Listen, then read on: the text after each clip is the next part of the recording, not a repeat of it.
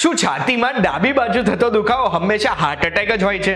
ના ભાઈ ના, છાતીમાં થતા દરેક દુખાવા હાર્ટ એટેક ના હોય, એના સિવાય બીજા ઘણા બધી કન્ડિશનમાં છાતીમાં ડાબી બાજુ દુખાઈ શકે. હાર્ટ એટેક, હાર્ટ ફેલિયર કે પછી કાર્ડિયક અરેસ્ટ, આ ત્રણ નામ ભલે અલગ અલગ છે, વસ્તુ તો એક જ છે ને? જરાય નહીં, ત્રણેય વસ્તુ અલગ અલગ છે અને એના માટેના એના લક્ષણો બી અલગ અલગ છે અને એની ટ્રીટમેન્ટ પણ અલગ અલગ છે.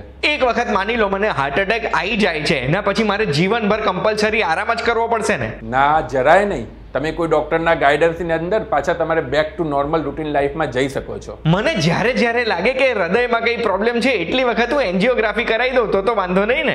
અનનેસેસરી એન્જિયોગ્રાફી તમારા કિડનીને ડેમેજ કરી શકે છે, એટલે ડોક્ટરની સલાહ વગર ક્યારેય એન્જિયોગ્રાફી ના કરાવવી જોઈએ. માની લો એક વખત એન્જિયોગ્રાફી કરાવી દીધી અને મારા હૃદયની ત્રણ નસોમાં બ્લોકેજ આવે છે, એના પછી તો મારી પાસે ઓપ્શનમાં ફક્ત બાયપાસ કે પછી સ્ટેન્ટ મુકાવવું જ છે ને? જરાય નહીં.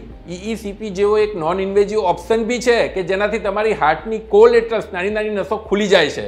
એક મિનિટ, નોન ઇન્વેઝિવ એટલે કાપકૂપ વગરની ટ્રીટમેન્ટ ઓપ્શન પણ અવેલેબલ છે? તો આ EECP ટ્રીટમેન્ટ હોય શું અને કેવી રીતે થાય? EECP એટલે કે નેચરલ બાયપાસ થેરાપી તમારી હાર્ટની નાની નસો ખોલી દે છે.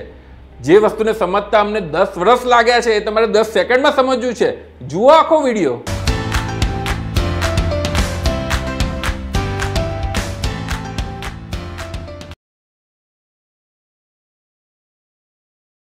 એક વાત કહું, આપનું સ્વાગત છે. મારું નામ છે ગુંજ ઠક્કર. રોજ જે આપણે ન્યૂઝ જોઈએ ને, તો એક એવું કોમન ન્યૂઝ છે જે આપણને રોજે મળે જ છે ને, એ છે હાર્ટ એટેકના ન્યૂઝ. કે આજકાલ હાર્ટ એટેકની ઘટનાઓ બહુ જ વધી ગઈ છે અને એટલે જ આજે હૃદયને લાગતા વળગતા પ્રશ્નો પૂછવાનો છું અને આ પ્રશ્ન એક બહુ જ સ્પેશિયલ વ્યક્તિને પૂછવાનો છું. વ્યક્તિનું નામ છે doctor Swapnil Shah. Thank you so much sir, તમે અમને સમય આપ્યો છે. સર MD છે, વેલનેસ ફિઝિશિયન છે અને લાઇફસ્ટાઇલ વેલનેસના ફાઉન્ડર છે. જે લાઇફસ્ટાઇલ વેલનેસ ભારતનું સૌથી મોટું નોન ઇન્વેઝિવ કાર્ડિયક સેન્ટર છે. 13 વર્ષથી વધુ વર્ષનો એક્સપિરિયન્સ છે સરને આ ફિલ્ડમાં. તો સર, પહેલો પ્રશ્ન જે હું તમને પૂછવા માંગુ છું ને એ જ છે કે હાર્ટ એટેક આવે એના લક્ષણો શું હોય, સિમ્પટમ શું હોય? યુઝ્યુઅલી હાર્ટ એટેકની અંદર ડાબી બાજુમાં છાતીમાં દુખાવો થતો હોય છે અને એટલો દુખાવો થતો હોય છે કે જાણે આખો હાથી છાતી ઉપર બેઠો હોય. એના સિવાય શરીરમાં ગભરામણ થવી, પરસેવો થવો, ઉલટી થવી, ઉબકા થવી, ચક્કર આવવા, એ બધા હાર્ટ એટેકના લક્ષણો હોઈ શકે છે. પણ એના સિવાય બી સાયલેન્ટ હાર્ટ એટેક કે કોઈ બી દુખાવા વગર બી હાર્ટ એટેક આવી શકતો હોય છે. હવે હું તમને સાચું કહું ને તો આજકાલ આટલા ન્યૂઝ જોઈએ છે એટલે મને પણ પોતે ઘણી વખત એવું થયું કે યાર આ હાર્ટમાં દુખાવો થઈ ગયો, ખભામાં દુખાવો થઈ ગયો એવું મને ફીલ થાય. તો એ દર વખતે શું હાર્ટ એટેક જ હશે? દર વખતે હાર્ટ એટેક હોવું એ જરૂરી નથી. તમારી જાતે ગૂગલ અથવા તો વિચાર્યા વગર તમારા ડૉક્ટરને જઈને બતાવવું પડે, કાર્ડિયોગ્રામ કરાવવો પડે. કાર્ડિયોગ્રામ નોર્મલ આવે તો પછી એવા અમુક ટેસ્ટ છે, જેવી રીતે કે ટ્રેડમિલ ટેસ્ટ છે, CT coronary calcium score test છે, એ બધા કરાયા પછી જ તમારે આગળનું ડિસિઝન લઈ શકો. સર, તમે આટલા બધા ટેસ્ટ કીધા છે તો હાર્ટની પ્રોબ્લેમમાં મેં સાંભળ્યું છે કે બધા ડાયરેક્ટ એન્જિયોગ્રાફી કરાવતા હોય છે, તો મારાથી એન્જિયોગ્રાફી ના કરાવાય? એન્જિયોગ્રાફીમાંથી તમને બ્લોકેજ ખ્યાલ આવી શકે, પણ દરેક હાર્ટના દુખાવાની અંદર એન્જિયોગ્રાફી કરાવવામાં એક બીક રાખતી હોય છે કે તે કિડનીને ડેમેજ કરે. એટલે પહેલાં એક વખત કન્ફર્મ કરવા માટે પ્રાઇમરી ટેસ્ટ, જેમ મેં કીધું એમ કાર્ડિયોગ્રામ, TMT, ઇકો અથવા સિટી કોરોનરી કેલ્શિયમ સ્કોર, અને એના પછી જો ડાઉટ લાગે તો એન્જિયોગ્રાફી કરાવવી જોઈએ, જેથી તમારી કિડની બી બચી શકે. સર, હવે આ હૃદયની તકલીફો ડાયગ્નોઝ કઈ રીતે કરવી એ તો હું સમજી ગયો. કેમ એન્જિયોગ્રાફી બહુ ના કરાવવી જોઈએ એ પણ હું સમજી ગયો. પણ માની લો હૃદયના અટેકનો મને કોઈ લક્ષણ દેખાય છે, તો એવા સંજોગોમાં મારે તરત શું કરવું જોઈએ? આવા કોઈક લક્ષણ દેખાય તો ફર્સ્ટ ઓફ ઓલ 108 એમ્બ્યુલન્સને બોલાવીને ઇમરજન્સીમાં હોસ્પિટલ જવા માટેનું ધ્યાન રાખવું જોઈએ. બટ મીનવાઇલ કોઈ કારણના લીધે હોસ્પિટલમાં જવામાં મોડું થઈ રહેલું છે તો 7 મેડિસિન જે હું તમને કહું છું જેની કિંમત ખાલી 30 રૂપિયાથી ઓછી છે. ઇકોસ્પ્રિન 325 મિલીગ્રામ ચાવી જવાની, ક્લોપિડોગ્રિલ 75 મિલીગ્રામ વાળી 4 ટેબ્લેટ ગરી જવાની અને એટોર્વાસ્ટેટિન 40 મિલીગ્રામ વાળી 2 ટેબ્લેટ ગરી જવાની. આ ટેબ્લેટ ઇમરજન્સી કન્ડિશનમાં લેવાથી હાર્ટ એટેક વાળા પેશન્ટમાં જે બ્લોકેજ થાય છે એને સડનલી રિમૂવ કરે છે ઇમરજન્સીમાં, જેના લીધે એવા પેશન્ટની જાન બચી શકે છે. શું આ દવાઓ કોઈ પણ લઈ શકે? જે લોકોને હાર્ટ એટેકના લક્ષણો હોય તો એ દરેક પેશન્ટ આ દવા લઈ શકે. હવે સર, કોઈ પણ વ્યક્તિને હાર્ટ એટેક આવે છે કે પછી હૃદયની કોઈ પણ પ્રોબ્લેમ ડાયગ્નોઝ થાય છે, એના પછી એમની જોડે ટ્રીટમેન્ટના કયા ઓપ્શન્સ હોય છે? ફર્સ્ટ, ઇમરજન્સીની અંદર ફર્સ્ટ 6 અવરની અંદર એન્જિયોપ્લાસ્ટી એટલે કે સ્ટેન્ટ પ્લેસમેન્ટ બેસ્ટ ઓપ્શન છે. એના પછી જ્યારે બ્લોકેજ હોય ત્યારે બ્લોકેજની કન્ડિશન પ્રમાણે બાયપાસ સર્જરી બી શક્ય હોય છે. પણ અનનેસેસરી એન્જિયોપ્લાસ્ટી અને બાયપાસ સર્જરીના કારણે એની જે કોમ્પ્લિકેશન હોય છે, કારણ કે મેજર સર્જરી હોય છે, તો એના સિવાયનો બીજો એક નોન ઇન્વેઝિવ ઓપ્શન છે જેને EECP ટ્રીટમેન્ટ તરીકે ઓળખાય છે, એ બી તમે ઓપ્ટ કરી શકતા હો છો. સર, આ EECP ટ્રીટમેન્ટ તમે પહેલા પણ મને જવાબ આપ્યો તો અત્યારે પણ કીધું, હવે મારે જાણવું છે કે આ EECP ટ્રીટમેન્ટ હોય શું અને નોન ઇન્વેઝિવલી કઈ રીતે હૃદયને ઠીક કરતું હોય છે? ભગવાને તમને ખાલી મેઇન 3 નસો નથી આપેલી હાર્ટમાં, એના સિવાયની લાખો કરોડોની સંખ્યામાં નાની નાની નસો હોય છે જેને કોલેટરલ્સ કહેવામાં આવે છે. EECP ટ્રીટમેન્ટ એટલે કે નેચરલ બાયપાસ થેરાપીથી તમારી હાર્ટની આ કોલેટરલ્સ ખુલી જતી હોય છે અને એના લીધે અલ્ટરનેટિવલી બ્લડ સપ્લાય ચાલુ થઈ જતો હોય છે. તો ઇવન ધો મેઇન વેઝલ્સ બી બ્લોક હોય પણ અલ્ટરનેટિવ રસ્તાથી જો તમને બ્લડ સર્ક્યુલેશન મળી જતું હોય તો તમે બાયપાસ સર્જરી કે સ્ટેન્ટમાં જવાની જરૂર નથી પડતી હોતી. એટલે એક મિનિટ સર, હૃદયની 3 નસોમાં બ્લોકેજ હોય તો પણ કોઈ પણ વ્યક્તિ નોર્મલ જીવી શકે? એબ્સોલ્યુટલી. ઘણી વખત હાર્ટની 3 નસો બંધ હોય પણ જે નાની નાની કોલેટરલ્સ હોય જો એ ઓપન થઈ જતી હોય તો અલ્ટરનેટિવલી બ્લડ સપ્લાય ચાલુ થઈ જતો હોય છે અને એના લીધે 3 નસો બંધ હોવા છતાં બી માણસ જીવી શકે છે. એટલે સર, આ નાની નાની નસો છે એ નેચરલી ખુલી જતી હોય છે? ઘણી વખત જ્યારે બ્લોકેજ બહુ લાંબા ટાઈમથી થતો હોય ત્યારે એના બેક પ્રેશરના લીધે નાની નાની નસો ખુલતી હોય છે.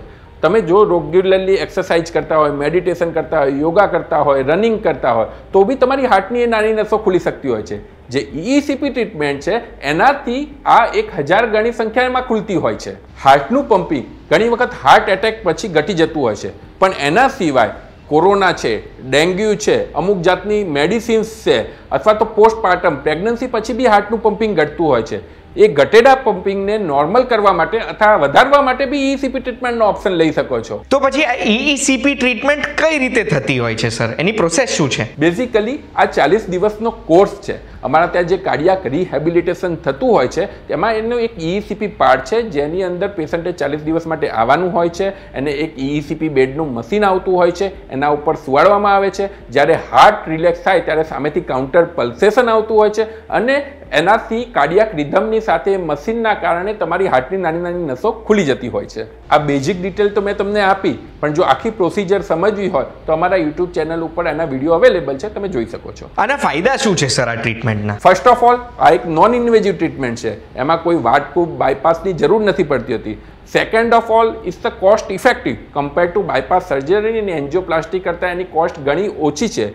થર્ડ, આમાં કોઈ જાતની પેઇન નથી થતું. તમે એ ટ્રીટમેન્ટ લીધા પછી બાકીની day to day routine activity every day કરી શકતા હોવ છો. હાર્ટના બ્લોકેજની અંદર તો EECP ટ્રીટમેન્ટ શક્ય છે જ, પણ એના સિવાય બી જ્યારે ફેમિલી હિસ્ટ્રી સ્ટ્રોંગલી પોઝિટિવ હોય, નાની ઉંમરે ફેમિલીમાં હાર્ટ એટેક આવતા હોય, ડાયાબિટીસ હોય, BP હોય, કોલેસ્ટેરોલ હોય, તો પ્રિવેન્ટિવ તરીકે બી તમે EECP ટ્રીટમેન્ટ લઈ શકો છો. સર, કોઈ પણ વ્યક્તિએ આ EECP ટ્રીટમેન્ટ ક્યારે કરાવવી જોઈએ? યુઝ્યુઅલી ઘણા બધા કાર્ડિયોલોજિસ્ટ અમને આ પેશન્ટ ત્યારે મોકલતા હોય છે કે જ્યારે એમનામાં બાયપાસ સર્જરી કે સ્ટેન્ટ કોઈ કારણસર શક્ય ના હોય. એવા બી પેશન્ટ હોય છે કે જે લોકો બાયપાસ સર્જરી અને સ્ટેન્ટના કારણે ગભરાતા હોય તો એ લોકો બી અમારા ત્યાં ટ્રીટમેન્ટ લેવા આવતા હોય છે. અને અમુક કન્ડિશન જેવી રીતે કે ફેમિલી હિસ્ટ્રી સ્ટ્રોંગલી પોઝિટિવ હોય, લાંબા ટાઈમથી ડાયાબિટીસ હોય, બ્લડ પ્રેશર હોય, કોલેસ્ટેરોલ હોય, જેમાં હાર્ટ એટેક આવવાની પોસિબિલિટી પર્સનમાં વધી જતી હોય તો એ લોકો પ્રિવેન્ટિવ તરીકે બી EECP ટ્રીટમેન્ટ લઈ શકે છે. અને આ EECP ટ્રીટમેન્ટનો સક્સેસ રેટ કેટલો હોય છે અને ક્યારથી ચાલુ થઈ જાય treatment? EECP treatment last 30 to 35 યર્સથી ચાલે છે અને ઓવરઓલ સક્સેસ રેટ એનો 70 to 80% સુધી કહી શકાતો હોય છે. હવે સર, સૌથી ઇમ્પોર્ટન્ટ સવાલ તો આ જ છે કે તમે તમારા હૃદયને કઈ રીતે સાજું રાખો છો, હેલ્ધી રાખો છો? યુઝ્યુઅલી તમારે હાર્ટ એટેક ના આવે એના માટે રૂટીન હેલ્થ ચેકઅપ કરાવવું જોઈએ. ડાયટ, એક્સરસાઇઝ એ બધું તો રૂટીન કરવું જ જોઈએ, પણ સૌથી મોટું ઇમ્પોર્ટન્ટ વસ્તુ છે જે અમે આજની મિનિટે જોઈ રહેલા છે કે સ્ટ્રેસ. નાની નાની ઉંમરે હાર્ટ એટેક આવવાનું કારણ હવે લોકોના મગજમાં જે સ્ટ્રેસ, જે દોડાદોડીવાળી લાઈફ છે, જે ફોમો કહેવાય છે, ફિલિંગ ઓફ મિસિંગ આઉટ, એ બધી વસ્તુના કારણે હાર્ટ એટેક આવવાના ચાન્સીસ વધતા જતા હોય છે. એટલે પોતાની જાતને ખુશ રાખવી, meditation, yoga, regular health checkup, diet, exercise, આ બધાને એક પાર્ટ, લાઈફસ્ટાઈલનો પાર્ટ બનાવીએ તો તમે હાર્ટ એટેકથી બચી શકો છો. Thank you so much sir, તમે અમને હૃદયને કઈ રીતે સાજું રાખવું એ શીખવાડ્યું છે અને કઈ રીતે આપણે હેલ્ધી રહી શકીએ એ પણ કીધું છે ને એક નવી ટ્રીટમેન્ટ વિશેની આટલી બધી માહિતી અમને આપી. ડોક્ટર સ્વપ્નિલ શાહ આપણી જોડે જોડાયા હતા લાઇફસ્ટાઇલ વેલનેસ કાર્ડિયક સેન્ટરથી, જે ભારતનું સૌથી મોટું નોન ઇન્વેઝિવ કાર્ડિયક સેન્ટર છે. મેં એમ તો બધા પ્રશ્ન પૂછવાનો પ્રયાસ કર્યો છે, હૃદયને લાગતા વળગતા. અગર તમારો પ્રશ્ન પૂછવાનો મારે રહી ગયો છે તો તમે કમેન્ટમાં પૂછી શકો છો કે પછી ડિરેક્ટલી ડોક્ટર સ્વપ્નિલ શાહને આ ફોન નંબર ઉપર પૂછી શકો છો. આ વિડીયોની માહિતી જો તમને ગમી હોય તો આવી જ માહિતી માટે vtvgujarati.com જોતા રહેજો. આપણે એક વાત કહું, ફરી મળીશું. ધન્યવાદ. Thank you so much sir. Thank you.